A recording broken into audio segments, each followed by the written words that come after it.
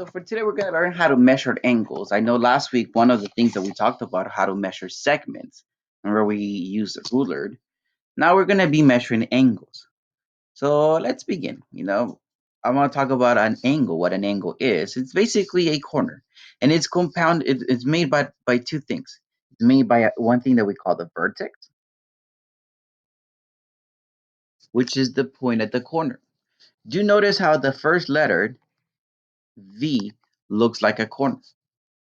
So like I said, it's made out of a vertex, which is the point at the corner. So in question number one, the vertex, the point at the corner, will happen to be the point I. Now, an angle not only has a corner, but it only also has two sides. It also has two sides, which in this case are two rays. It could be two lines, it could be two segments. It's two rays that start at the vertex. So one of them will be the ray IH, and the other one will be IJ. I said there are two rays, two of them that start at the vertex, so start at I. It doesn't matter which one goes first. There's two of them. Now, for question number two, I must identify the vertex. Remember, the point on the center, the point at the corner. The point at the corner in this case happens to be F. Remember, when we label points, I talked about this last week. When we mention a point, we just use that one letter. Now, the two sides of this ray, of this angle, are two rays that start at the vertex. So the two sides of the angle are two rays where each of them starts at the vertex. So one of them is going to be the ray FE, and the other one is going to be FG. It doesn't matter which of the two rays comes first, as long as you have both of them. But do notice that both of them start at the vertex. So now that we know what an angle is, we're going to learn how to name them as well. There's going to be there's going to be four ways of how we're going to name this angle. One of them, you can just use the angle C, which is the vertex. We can just call it by the vertex. Another way we can call this, notice how I have a 3, but it's not that the angle measures 3 degrees. It's just a number. It's just a name. So we're going to call this angle 3. Those are the easy ways. Now there's also another way, because what if I have multiple corners, multiple angles at that corner? So what I'm going to use for the next two names, I'm going to use the 3 letters that make that angle. However, I'm going to make sure that the vertex is in the center. So once again, I'm gonna use the 3 letters that make that angle.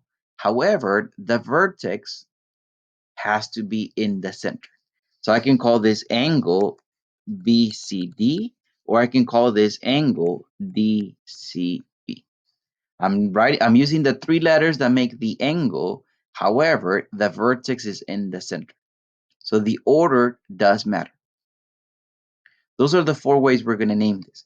Now, sometimes we don't want to write the word angle. So for my example number 4, let me call this angle F. Sometimes we use the little symbol for angle. So I can call it angle F because that's the point at the vertex. I can call it angle 5 because that's the numbered. Or I can call this angle GFE or angle EFG. Once again, on the last 2 names, I'm using the 3 letters that make the angle, but make sure the vertex is in the center.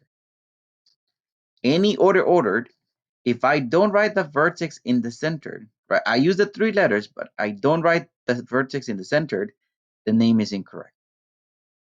So those are the 4 ways. Now for your homework, the way I'm going to do this, for your homework, I'm not going to ask you guys to give me the 4 names. Instead, I'm going to give you guys 4 names as a choice. I want to make this a multiple choice. I'm going to give you guys 4 names for the angle. One of them is incorrect. Like I said, three of them are correct. One of them is incorrect. I want you guys to tell me which one is wrong. You know the four proper ways of naming an angle, so you guys will be able to identify which one is wrong. Now, when it comes to measuring the angle, we have an angle, but for us to measure angles, we need a protractor. A protractor looks like half of a circle.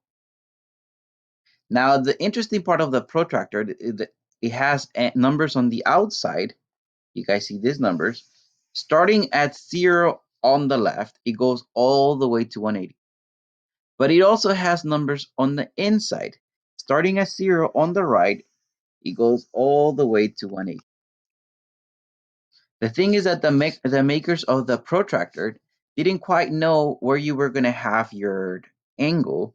You could have it at the left, you could have it at the right. So in this case, they're giving us choices. So do notice there's numbers on the outside and there's numbers on the inside. Now the protractors, the interesting part of the protractors is that they have this little, sometimes it's a hole, sometimes it's a cross. They have a little mark right there. What we're going to be doing is we're going to move the protractor such that that little dot is on the vertex. So let me move my protractor. There's my angle. Let me move my protractor such that the little corner, the little hole is right on the vertex. Now, the way I'm going to find the measurement of this angle, I'm going to subtract the two numbers where my angle crosses. Now, do keep in mind though, you gotta use outside numbers only or inside numbers only. It doesn't matter which one you choose. But once again, outside numbers only or inside numbers only. If I was looking at the outside numbers, I noticed that on one side, my angle crosses at 80. Right? Like I said, I'm using outside numbers only. And then here is 180. So what I'm going to do is I'm going to subtract those two numbers. Angles are positive, so make sure you start with the biggest number. So don't go 80 minus 180, go 180 minus 80. Like I said, the angles are positive, so make sure you start with the biggest number. So I'm gonna go 180 minus, and that happens to give me 100. So that angle is 100 degrees. Notice I use outside numbers only. Now, what if I wanted to use inside numbers?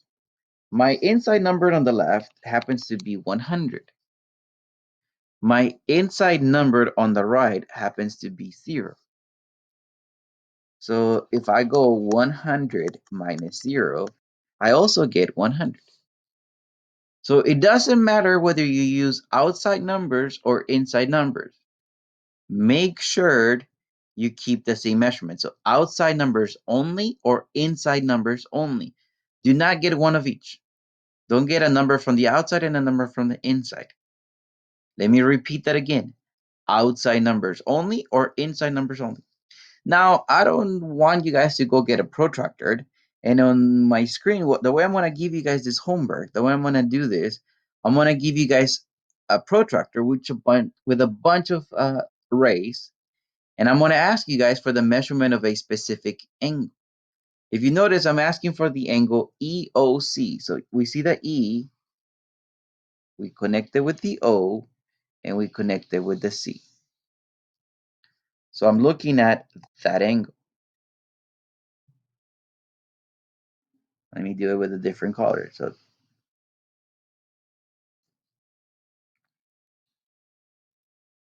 that's the angle I'm looking at. So let me measure this. In my case, I'm going to choose outside numbers only. Like I said, you can choose outside or inside numbers. I noticed that on my outside number here, I cross at 60. On my outside number on the other side, I cross at 130. So I see on my angle that I mentioned, I see my numbers. Once again, choose outside numbers only or inside numbers only. I chose, just for preference, I chose outside numbers only. I'm going to subtract those two numbers, starting with the big one, 130. I'm going to subtract 60. And the reason why I start with the big number because my angle should be positive. 130 minus 60 happens to give me that angle is 70 degrees. So on your homework, I'm going to tell you exactly which angle. Subtract outside numbers only or subtract inside numbers only. All right, so it's easy to measure an angle. That's our homework for today.